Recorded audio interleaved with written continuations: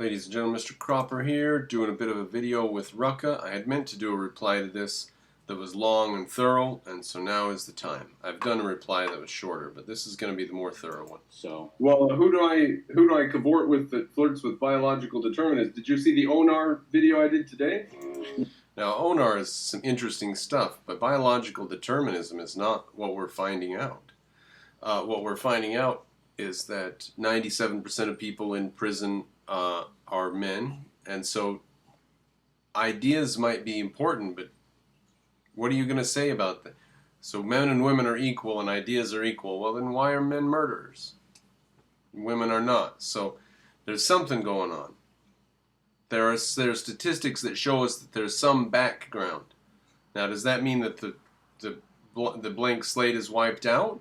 No, it means the blank slate exists in a context. It means the blank slate is not an infinity. The blank slate is not a platonic floating abstraction. The blank slate is something real. No, I didn't, but I saw you.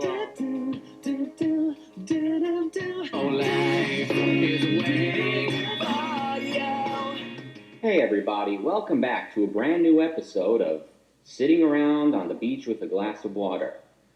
I watched Brandon Cropper's conversation with Anor, which he suggested I check out, and then I rewatched my conversation with Cropper, and I think it's fairly clear that we're moving in opposite directions. We're going in very... Now, I think that he should give his evidence for that and then give that as his conclusion, but fair enough, he's giving his conclusion before the evidence. The problem is he never gives his evidence. Where are we moving in opposite directions? I don't think so. I see you as just sitting there ignoring the evidence, and with Charles Murray, I am moving forward. Charles Murray wrote The Bell Curve. We're moving forward to try to understand what's going on. I'm not worried that the Orientals have, on average, 15 IQ points more than white people. That doesn't worry me. I mean, I myself have more IQ points than certain people and less than other people. So what if it's skewed for some races? I don't sit around worrying about what the Japanese and Koreans are planning. I worry a bit about what the Chinese are planning, but that's because they're communists, not because they're Chinese. So what if Orientals have a slightly higher IQ on average than white people? That doesn't make me nervous about them or scared about what they're planning or doing, does it? Does it make you nervous about them to know that they have slightly higher IQ? So I don't see you as doing anything except putting up your hands and saying, I won't look at the evidence, I won't look at the evidence. That's what I see Rucka doing. And I am saying if immigration is valuable to us, why is it valuable? In what way is it valuable? Let's act to make it the maximum value to us possible. different directions. My motivation to get involved with talking about objectivism on YouTube was not so much seeing what's happening with the left, but rather what's happening in response to the left. Seeing the rise of people like Jordan Peterson and wanting to advertise. Now that's interesting. What's happening in response to the left worries him, not the left itself. So he wants to worry about Jordan Peterson and so on. Now, Jordan Peterson is answering the left. Is Jordan Peterson as bad as the left? No. Is he perfect? No. So what's the problem here? The left is the problem, but not in Rucka's mind. In Rucka's mind, the right is the problem, and the things going on in the right are the problem. The left, of course the left's insane. Let's not worry about the left, let's worry about the right, which might go insane, or could go bad, or isn't consistent, or isn't perfect. The right's not perfect, therefore worry about the right. The left is completely nihilistic and insane. Everybody knows that. Let's worry about the right. See, that's Rucka's attitude. It's very bizarre. And provide a better alternative for the value-driven people, as well as seeing...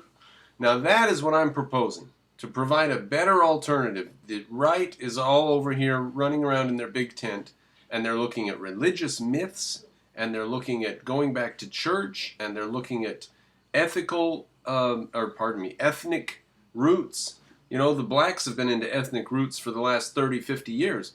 Now whites are going to get into ethnic roots and trace their roots back to the Vikings and start collecting weapons and training in their backyards out of an ethnic integration, an ethnic misintegration. So I say we need to get over there and give them some answers.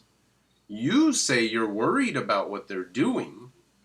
Okay, jump on the bandwagon and let's talk to these people and give them some answers. He wants me to just distance myself from the right and say there are crazy people over there doing crazy things. I'm not on the right.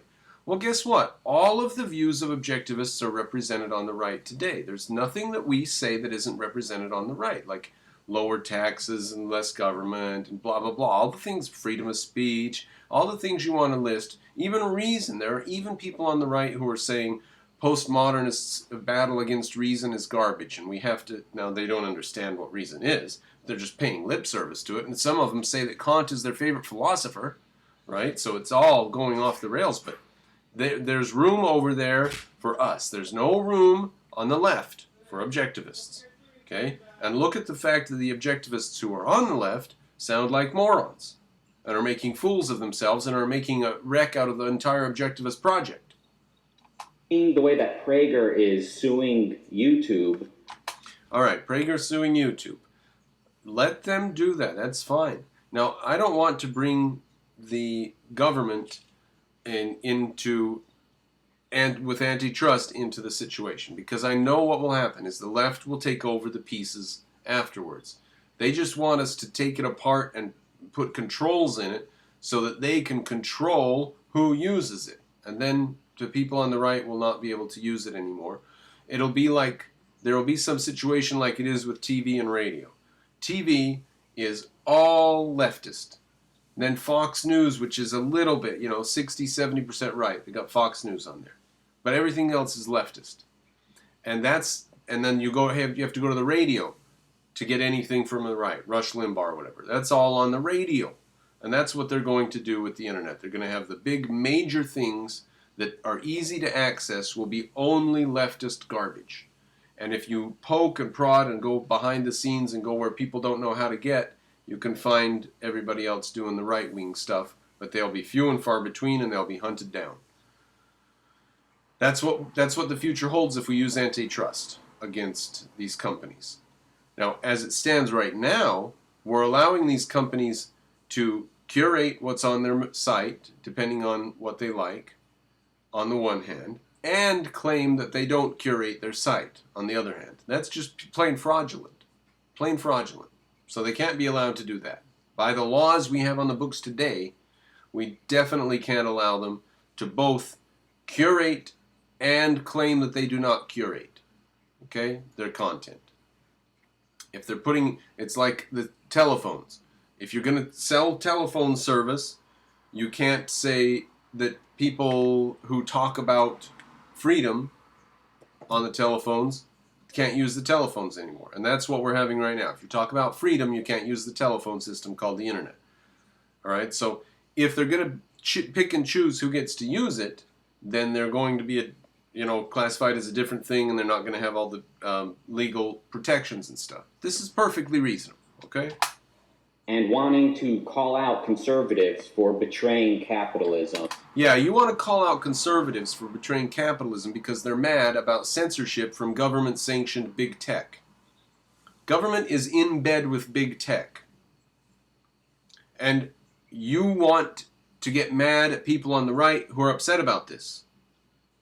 This does not make you look good. This is not a smart position to be in. You need to realize that tech is doing bad things, right? We should be able to criticize what they're doing, even if we raise our hands up at the end and say, well, they're free to do it because, freedom of speech or whatever. Still, they're acting as though the Chinese Communist Party were running Google and Facebook. That's how they act. Deplatforming anybody who shows American flags or likes Trump or wears a red hat.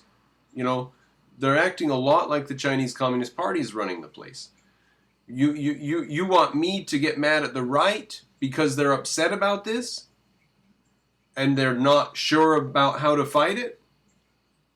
That's why you want me to be upset at the right, because they're scrambling for a way to fight this and they're bringing up antitrust and stuff. So you want me to be upset at the right.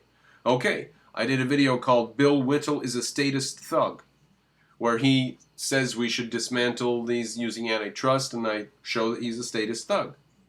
Okay? Done. Achievement unlocked. Now, oh gee, back to the previous point. I think I probably said enough on this. Let's continue. When all is said and done. And from talking to Cropper, it's fairly clear that he's very much into aligning himself with anyone who's not on the left for the purpose of beating the left. No. I say that the right is a big tent. I'm not aligning myself with people who are not on the left. There's no aligning here. I'm saying that we need to jump into the conversation because they are all desperately looking for principles. They have left the left. A lot of them have come from the left. A lot of them used to be on the left. And they're coming out of the left with shell shock in a daze, and they're saying, you know, I thought freedom of speech was good. I thought freedom of religion was good. And over here on the right, we need to pull them in and say, yes, these things are good, but you were on the left with groupthink collectivists. So come over here and truly value individual rights and truly value freedom. You know, now if cultures are valuable, then the white American culture is valuable too. So we should let all cultures preserve and value themselves. So yes, bring everybody from the left, but explain to them what's going on as they come over here. You're not going to bring your collectivism over here. That's why you've left those guys. That's what you've come here for. That's our job. That's our job right now, is to talk to the people on the right. I'm not trying to align with anybody on the right just so I can defeat the left.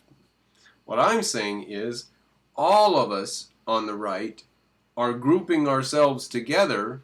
Whoever, whether the objectivists are inside that or not, is up for you to decide. I say they've got all of our beliefs: lower taxation, less government, etc., etc. So I think all of our beliefs are represented somewhere in the big tent on the right. And we're defending ourselves against an onslaught of attack from the left, very much like it was in the 30s and 40s. So we aligned ourselves with anybody, including Soviet Russia, to win that battle.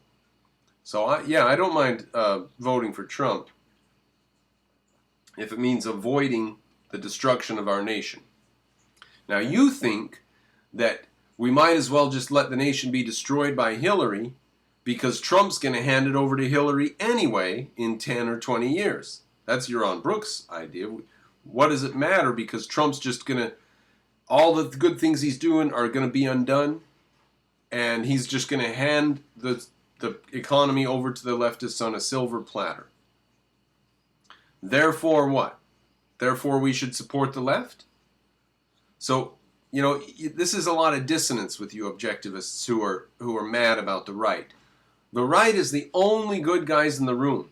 And they're not perfect. They're not godsends. But they're the only good guys in the room.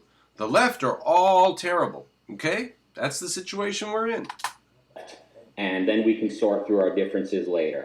Yeah, that's what we did. We won World War II, and then we sorted through our differences later. That's true.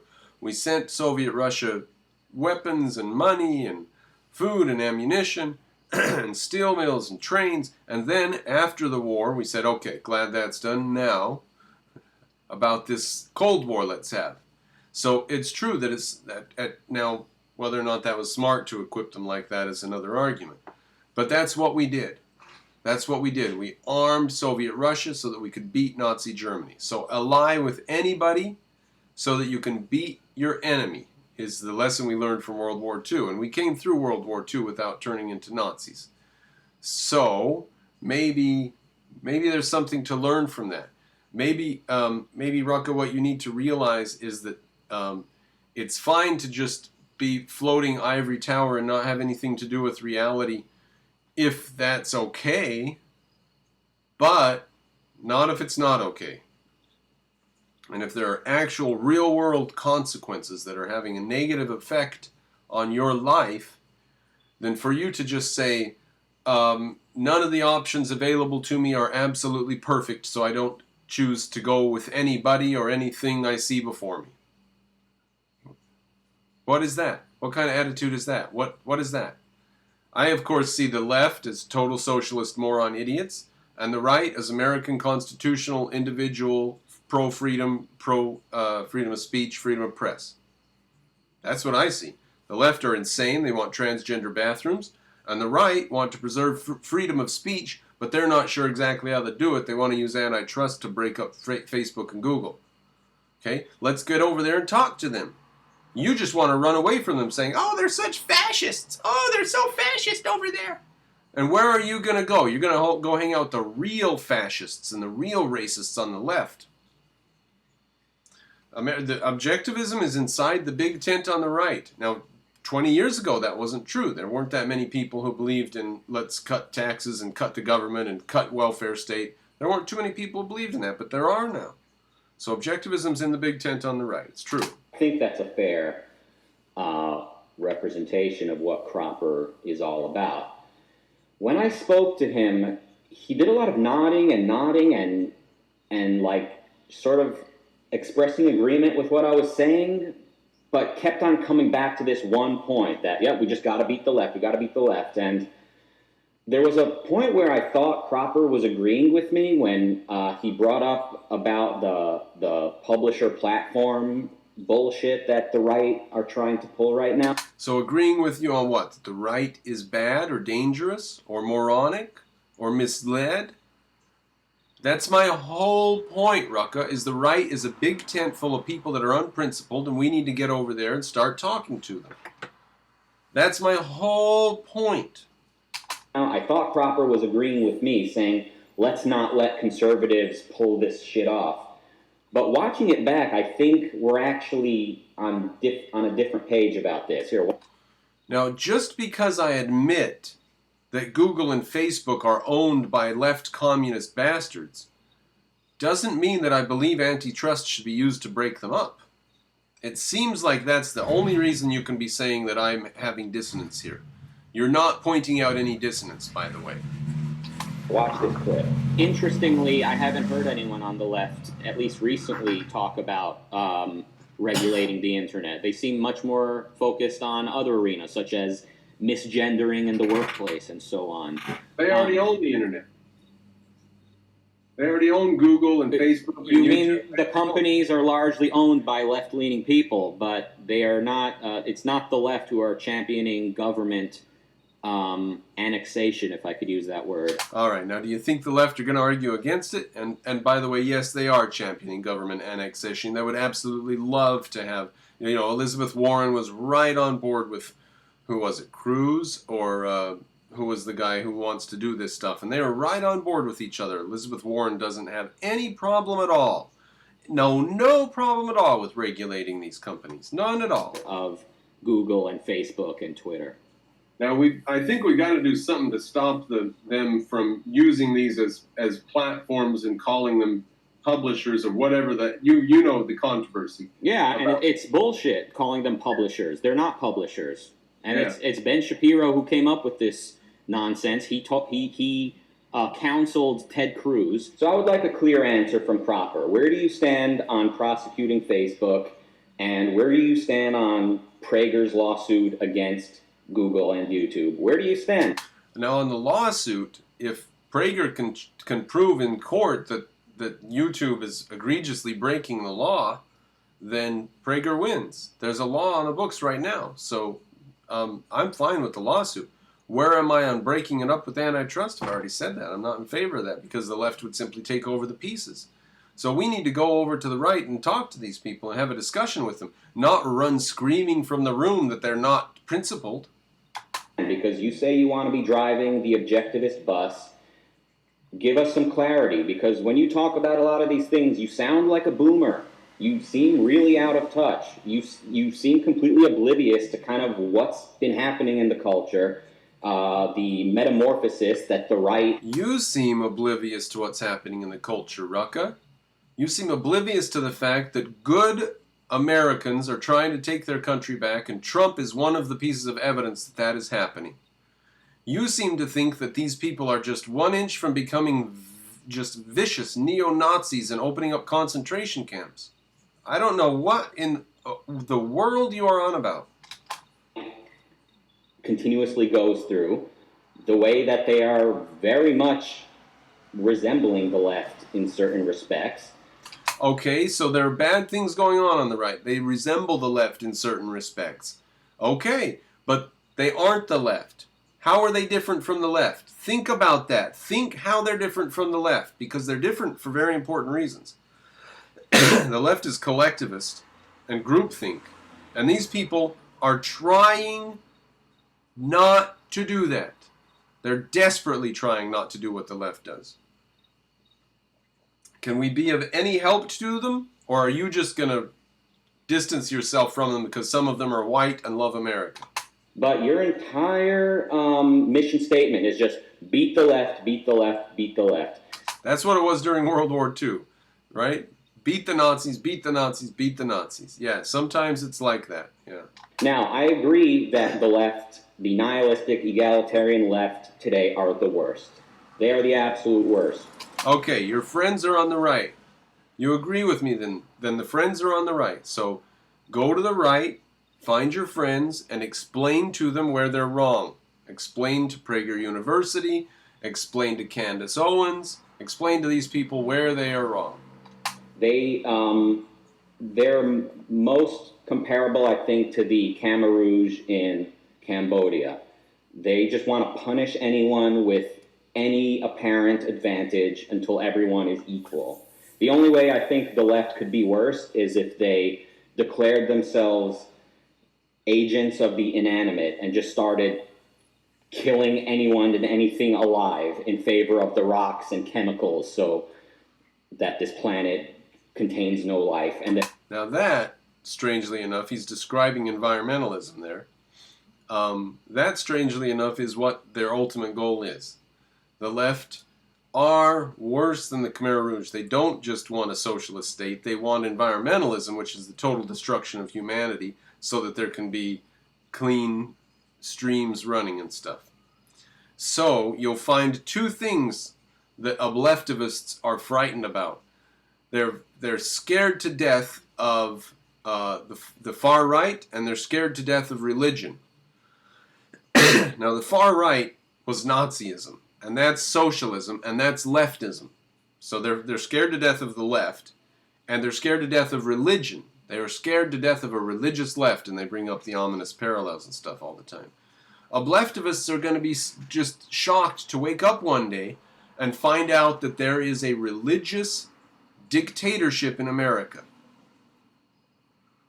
And it is environmentalism that is the religion, and it is the Democratic Party that is the dictatorship. You're so frightened about this thing that was 200, 300, 500 years ago about these Christians burning people at the stake, and 100 years, 200 years ago, Christians not allowing gay people to be gay and enslaving black people, and it was Christians who set the blacks free, so you can't take any points there. And you're so damn worried about these Christians. Meanwhile, a real religion is actually taking hold, and it's called environmentalism. That's the new religion. And a real fascism is actually taking hold, and it is the Democrats who are controlling the economy through environmentalism. So through fiat, not even through controls that are passed by our legal representatives, but through controls that are created by bureaucrats with the authority that's been handed to them.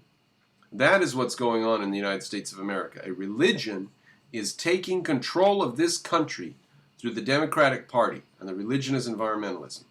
So be very, very scared about this far right, which is Nazis, on the far left, but today their religion is environmentalism. Wake up.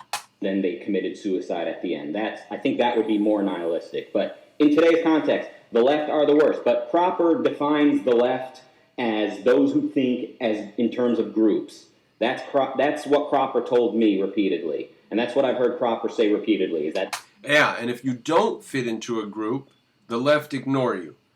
So they only talk about groups. They only conceptualize groups. So there are white males, right? And there are straight, and there are gay, and there are all groups. Always groups. Yeah, the left thinks in terms of groups. The right does not think in terms of groups, or else we would be on the left. The left are the ones who think in terms of groups, and then the right are this big tent with everyone else. So let me grab the wheel from you, Cropper. I think that how I would explain the left today is that they are what we can call social constructivists. They think that race and gender are a social construct. All right, now I just want to say I'll let him finish this, and then I'm going to have to call this part 1 and make part 2. And then I'll let him finish. But what he's doing here, I've pointed out the essential of the left. What's the essential? Is that they think in terms of groups. They ignore the individual. He's telling me now that they think in terms of groups in a particular way. Here's one of the details about how they think in terms of groups. This is not clarification to go in on some little detail that I've already included in my definition. This is not clarification, but he thinks clearer than my estimation of the situation, I suppose. I don't know why he's going over this, unless he means to clarify. But so I'll let him do it. How I would explain the left today is that they are what we can call social constructivists. They think that race and gender are a social construct, and that society treats you a certain way based on this race and gender you've been given, and that in turn shapes the way you see the world. And now you can't help that. You can't help the fact that you either have a worldview of privilege because you're a straight white male, or that you're oppressed because you're a black, lesbian, whatever. If you're a black male, you're both oppressed by the white man, but also oppressing the black woman. See what I'm saying? It's this. Do you see what I'm saying? That you've just explained to me the details of some of the garbage reasoning they have behind their group thinking. But their group thinking is males versus females, whites versus blacks, straights versus gays. It's always group thinking. So, do you see my point that it's group thinking? Because you've just outlined the details behind their group thinking, and you've shown me that it's garbage. Okay, this is a D-type mentality you're showing here, Rucka. You just want to, I try to unite the various things I see on the left under a concept, and you blow it apart. You say, no, because there's all these details. When people go to college, they learn that there are different ethnic groups and that people grow up with their stuff and they can't question the stuff. You're just trying to blow apart my generalization. My generalization is that the left thinks in terms of groups.